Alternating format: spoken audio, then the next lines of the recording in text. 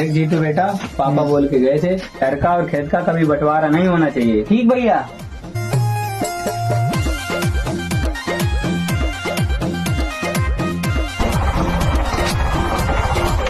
ये कहाँ जा रहे हो?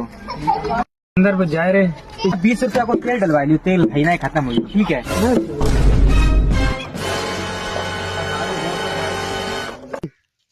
लेखपाल इता कदे टेढ़ो ना होए।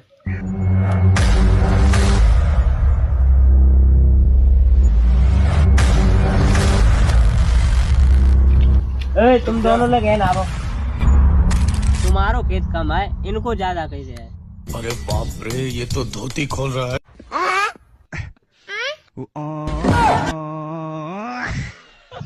अरे सब बराबर है यार, दोनों लोग।